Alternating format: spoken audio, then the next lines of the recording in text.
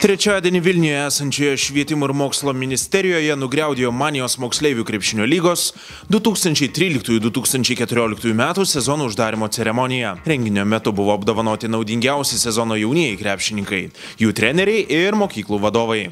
Geriausius perspektyviausius MKL žaidėjus sveikino Švietimo ir mokslo ministerijos ministras, garsus treneriai, lygos rėmėjai ir garbingi svečiai. Šio sezono MKL uždarime trečią kartą buvo apdovanoti MKL čempionatų simbolinių penketuko nariai. Vaikinų čempionatuose į geriausių penketuką pateko Domantas Vilys, Grantas Vasiliauskas, Jokūbas Švambaris, Martynas Varnas ir Kristupas Žemaitis. Vaikinų metų treneriu tapo Šarūno Marčiulionio krepšinio akademijos treneris Gintaras Pocius.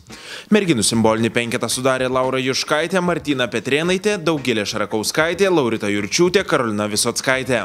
Metų trenerė tapo Aisčių mokyklos specialistė Birutė Jankauskienė.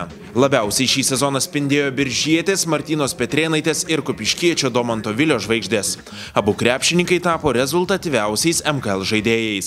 Jaučiau lyderį šį sezoną ir taip gaus. Kiekvienas varžybas būdavo vis sunkiau žaisti, nes visi žiūrėdavo į mane kaip į rimtą varžovą ir tiesiog būdavo vis sunkiau.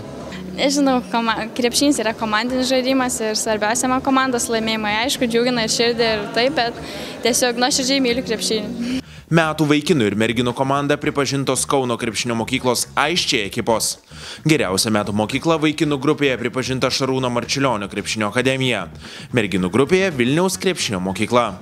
Reitingo nugalėtojo rajono vaikinų grupėje tapo Kretingos sporto mokykla, o reitingo nugalėtojo rajono merginų grupėje Kėdainių sporto mokykla. Vilniaus krepšinio mokykloje tai kolektyvas yra patyręs, turim ir jaunų, ir gabių trenerių, ir merginos antri metai iš eilės pirmoje vietoje, pirmauja Lietuvoje. Tiesiog galbūt tenka laimė būti šalia stiprių mokyklų, dalintis patirtim savo ir suburtą kolektyvą, kad toliau treneriai siektų gerų rezultatų, motyvuotų vaikus ir džiugintų Lietuvos krepšinio visuomenę. Visi labiausiai pasižymėję jaunieji krepšininkai buvo apdovanoti MKL rėmėjų, Manijos ir Adidas prizais.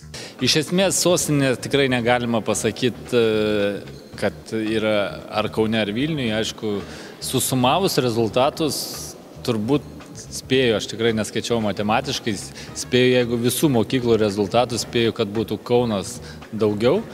Bet jeigu atskirom mokyklom Vilnius daugiau, tai manyčiau, tebūnė Elektrėnai sostinė, o laimi krepšinis. Ir pagrindė, kad laimėtų patys žmonės, kad laimėtų krepšinis, ta prasme, kad išauktų gerų krepšininkų, o ne būtų vienadienis rezultatas tai dienai tapti čempionais ar vicečempionais, ar tapti reitingo mokykla, bet nepasiekiant gerų rezultatų asmenybėse. Tai va to aš ir linkėčiau.